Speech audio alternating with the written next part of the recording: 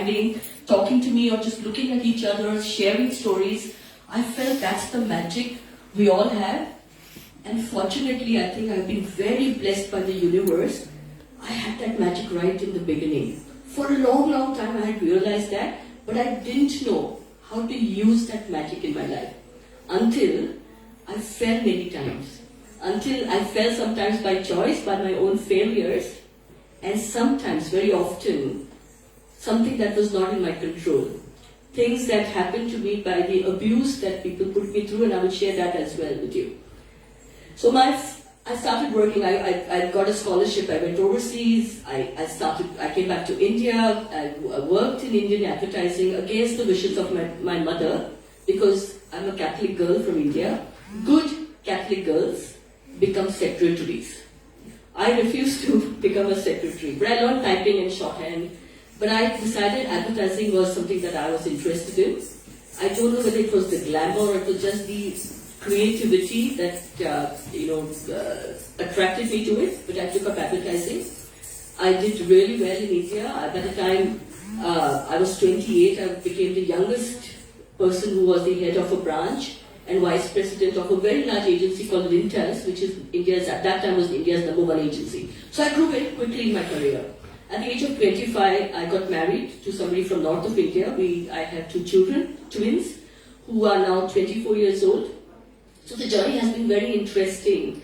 We went to New Zealand, and in New Zealand I had to start from scratch again. So here I was in Mumbai, head of a large agency with 120 people reporting it to me, and I had to go to New Zealand as an immigrant, no job. My first job was to carry mail from the office to the post box. And but instead of telling myself, oh my God, this is so bad, I told myself, I'm Santa Claus, I can celebrate Christmas every day. And I would tell this to myself every day, and that's how I managed. But very quickly in New Zealand, I got back into my advertising, and I became again back to a general manager in a very large agency. Everything was going well until it started not going well. So this is where I will share my story. So I was doing very well at work. I came to a point where I was rated amongst the 1% of women who were earning a 6-figure salary. Now this is going back 2001. So I was doing well, I was getting accolades, my name was written in the newspapers all the time, I was doing media interviews. And then I decided that my marriage was not working out, because as women, you can put up a front, you can do the best you can win accolades at work, you can show up, have a fantastic professional life. But we somehow have the ability to have a dual life, the double life that we lead.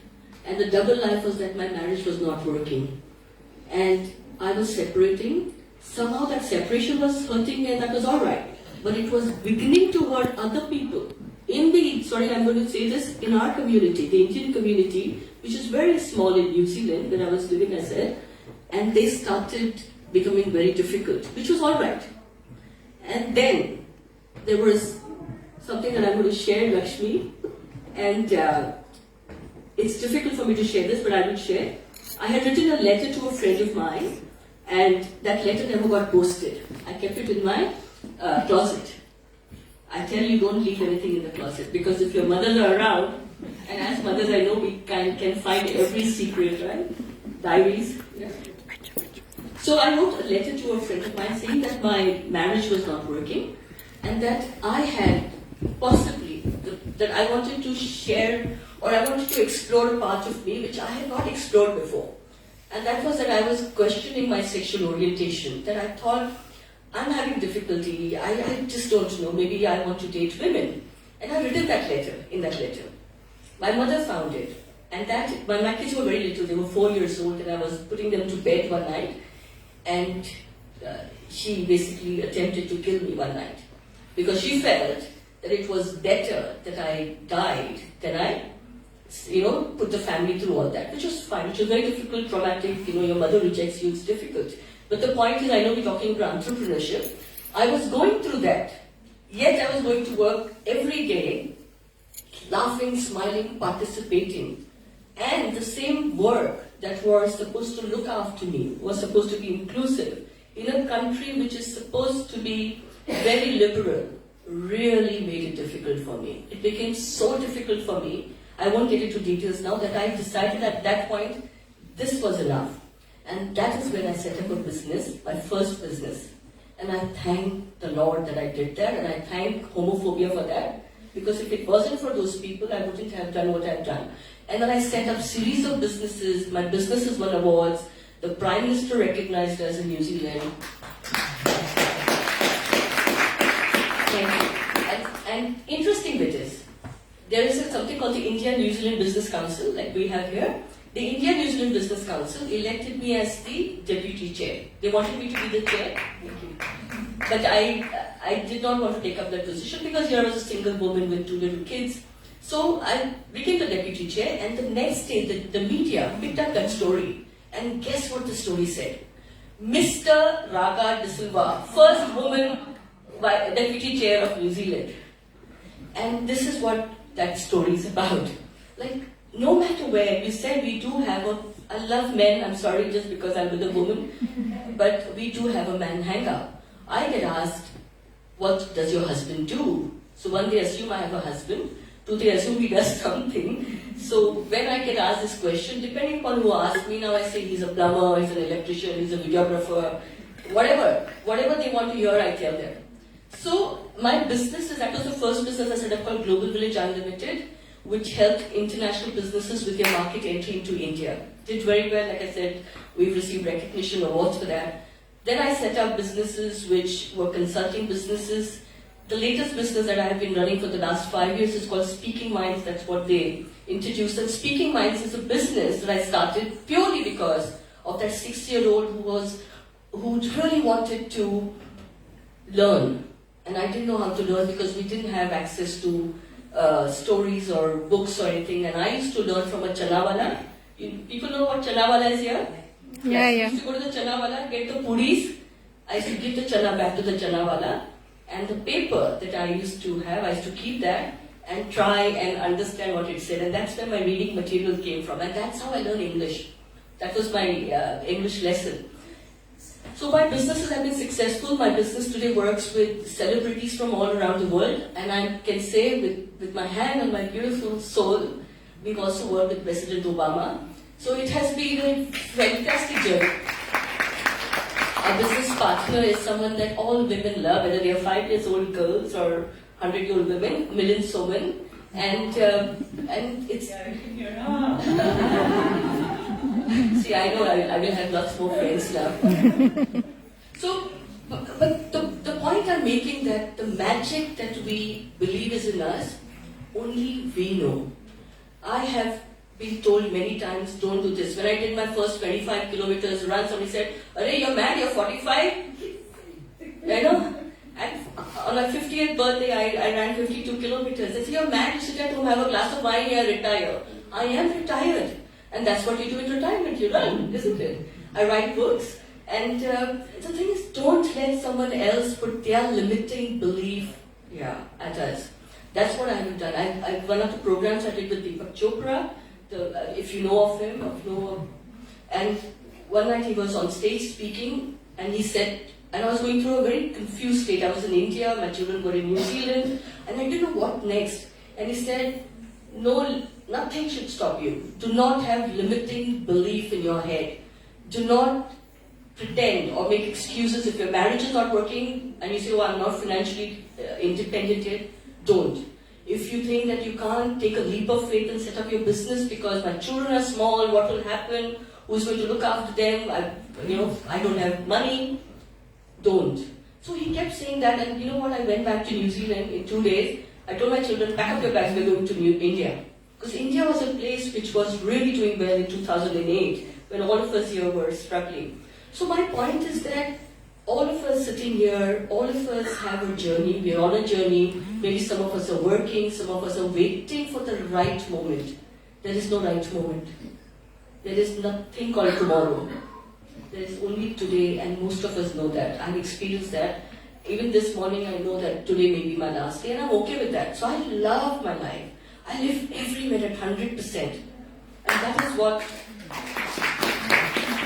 Yes, I now openly say, yes, I am gay, and I made peace with everything in my life. People have done horrible things to me. But I am not going to, focus on that. What I focused on is what I have done, what I can do. And I live that life every day. And I think Lakshmi can give testimony to this, that every day I wake up and say, today I am going to have the best day of my life. And guess what? I tell myself I have a radio frequency and I keep, there are days when I don't want to meet people. Most days people think I'm very social, I'm a recluse, I don't meet people. But I have this tuner thinking, okay, today I have to do it, so I'm going to do it this way. Business is not easy. There are lots of risks. People look at my life and think, how glamorous? No. It is, I don't know about 28 hours. I think you need to have 48 hours in 40. In business, it's 48 hours. I have failed more times than you can even believe and imagine. In London, 4 years ago, I had no money, and Lakshmi knows. Finally, I ended up doing waitering job, even 4 years ago.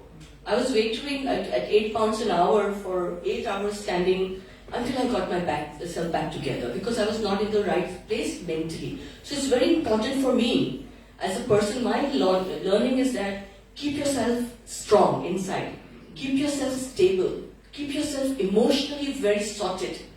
Money will come. If money is the motivation to start a business, no.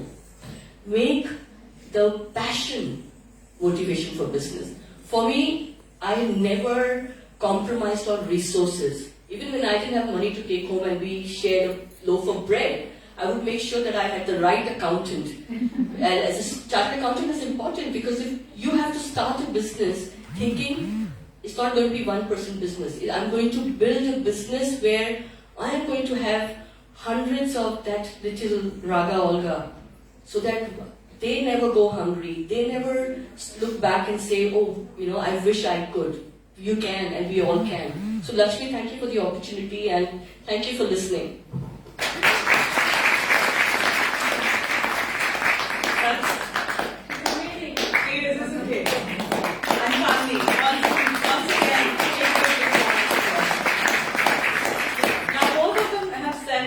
Don't focus on the money part. But I'm going to bring that back, because money is important, isn't it? Yes. You know it when you don't have it. My first job, rather, I was, same story, not same story, but similar. Came to this country, didn't find a job because I was a new mom, no job in sight. So I tore up my CV. My first job, I prepared somebody said, just make an admin CV, and you'll just get some job, some kind of admin role you'll get. I didn't even get that. Through somebody's recommendation and referral, managed to get a temp job. We were in Nottingham then, and my first job was to open post. So लिफाफे खोल के चिट्ठियां straight करके उसको order में set करना and arranging them, and you had to do all of this before the staff came there, and you had to disappear. So from being the youngest achiever, youngest this and youngest that, getting accolades, never having applied for a job, to actually come to that point where you are invisible. But guess what? That humbles you, that makes you even stronger, that makes you believe that you can make a life out of anything. People, when I was in school, Raga and Chandni, both of you, and all of you, I was very confused as a student because I wanted a bit of everything. I wanted to study literature, I wanted to study geography, I wanted to study maybe not one aspect of economics but another aspect of economics, and I also wanted to study biology. In India that doesn't happen. You have to study either sciences or commerce, or you have to be a social sciences person. You can't get a combination of everything. So my counselor, so the career counselor, they were really, really nice. My head teacher, my principal said to me that it's possible, I will fight for you if you really want to do this, but you'll have to give it at least 2 to 3 years. I said, fail hona padega? No.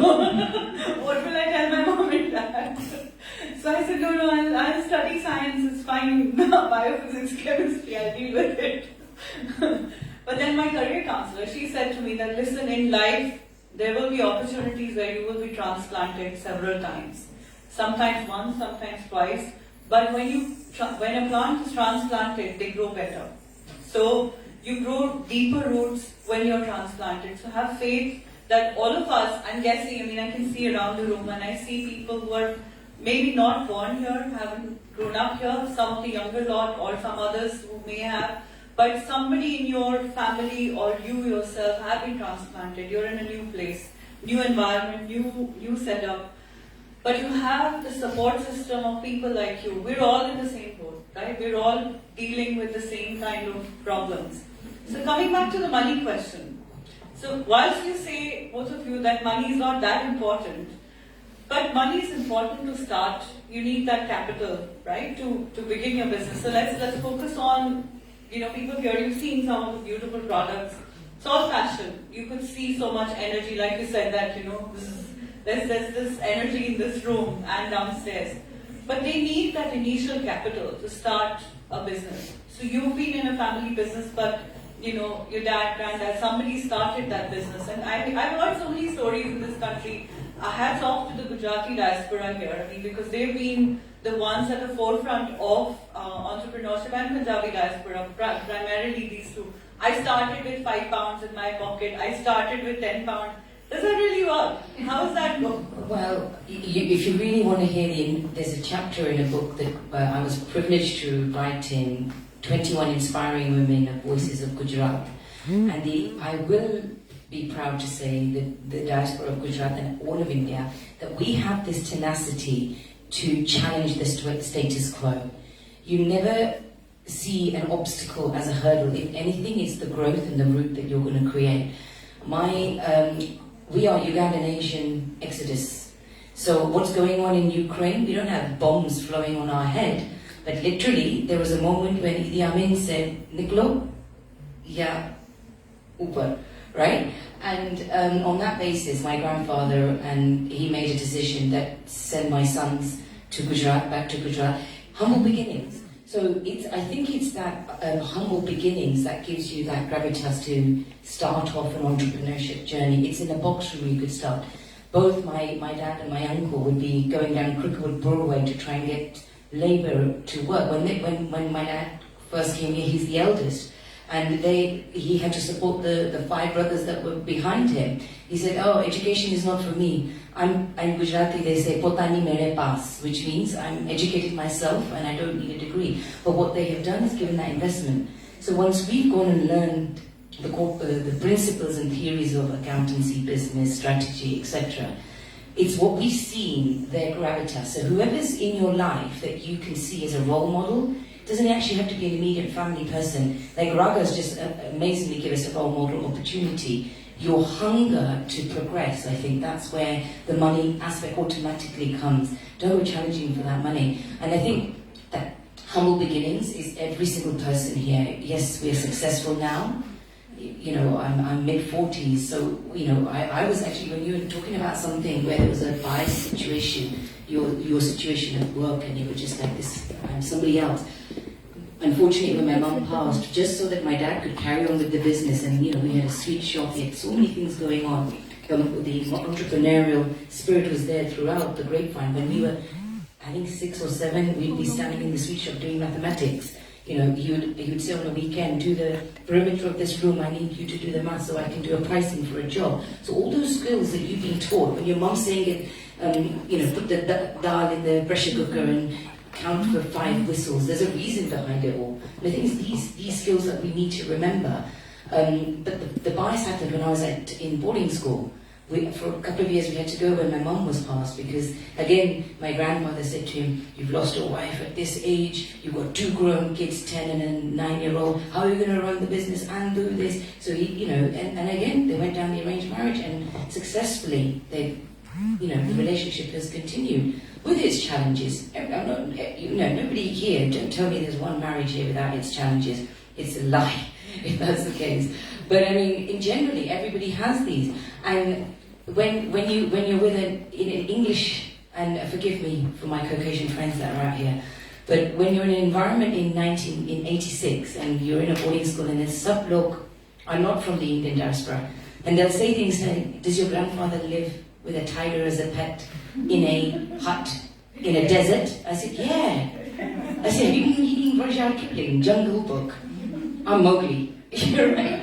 So, but I mean, it's those unconscious bias that have actually continued even to this day, unfortunately. And I think if we can break those, so when you're asking about money aspect, and I think people have a radar, Raghav, amazing author, vast graph, amazing construction company. Nobody actually understands what the difficulties have been to get to there. What's the sustainability difficulties? The challenge is, unless you start sharing your journeys, talking, calling out, I think that's when you'll get the empowerment to get the financials will happen. I'm on this chapter.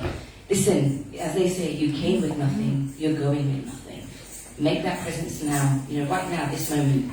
Don't worry about tomorrow. But where to get the starting capital Yeah, from? I'm going to respond to that because I want you to stay corrected, okay? Because I did not say that you don't need money. I said money should not be the goal. That is the wrong, because that is important, of course, because I've seen days where I haven't had food even now. I mean, if you read my book, you will read about these stories. But what is important, I actually set up many businesses over the years. I set up something called Nothing in Particular in India, where I would go to Kutch, Bhujanan, and get, and I have regrets about that because I had to get these beautiful doors and locks, beautiful architecture there, right? And then I would take it back to Mumbai, and then I would sell it to interior designers. Now tell me, how much money would you need for that? All I needed was an idea. So I have, over the years, thought of ideas. Then I thought, okay, first door to get, I need 5,000 rupees. How am I going to get 5,000 rupees? I have crowdfunding, what they call crowdfunding now. That they borrowed money from many people, or I've worked extra hours. So first of all, the idea is important. Then the belief in the idea is important. What is important is how big is your idea, or how big is your idea, right? How big you want it to scale up. For us, idea where you want to set up a clothing business or gift business, that kind of business, how much do you need to start with? But if you want to set up your startup is a tech company where you need seed funding, remember there are people out there who are willing to invest in you so that we can then make money for them as well. So money is important, financials are important, that's why she's a very important person. But what is also important is not to focus on the end, because there's no end. Once you make your first million, then that's nothing. It's chiller hai. Where do you stop? I have not stopped. I don't even look at my bank account. Now you may say that you don't need to look at your bank account because you're comfortable. No, I'm not comfortable. But that is not my thing. Is how can I give my idea shape today? Tomorrow it has to be better than what it was today. That's simple as that. When the pandemics happened in India, remember that the events business, most of my work comes from India. Most of the event companies, had to be shut down because there were no events happening. But we were the first people around the world where we started doing virtual events. We never stopped working.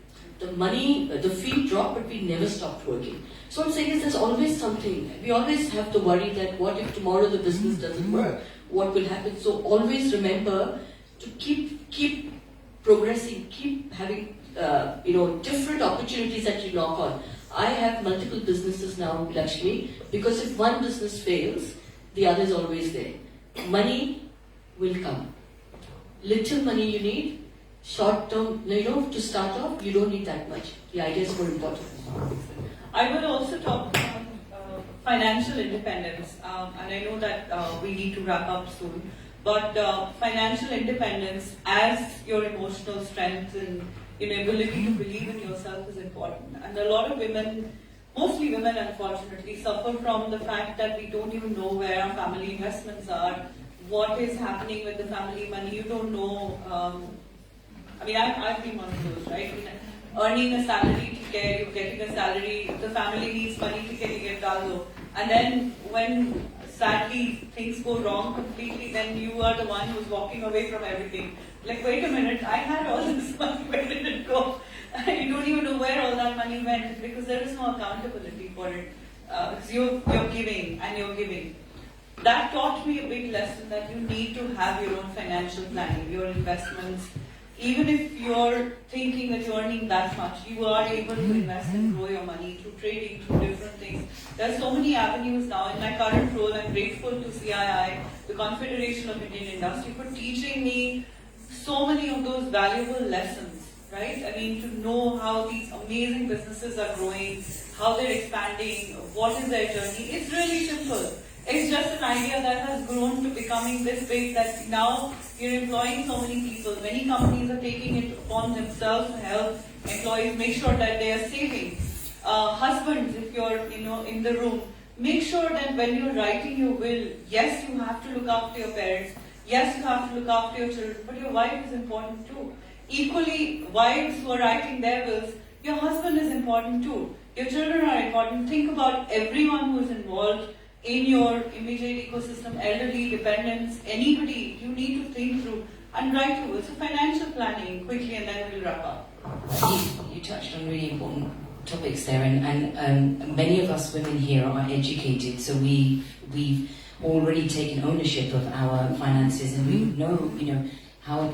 Listen, the house is run by the woman. Like, if you're going to go and get the job, you figure out what's the price of the job here or there. So, but that's already in you. And I think if we have dialogue at the table to say, look, have that conversation, this is what our budgets are like, this is where we are, these are the investments we're doing. And maybe the husbands don't want to talk much on that, but I think we should, if they don't want to talk, you as a wife should encourage that conversation. Why be shy of it? You've built this family together.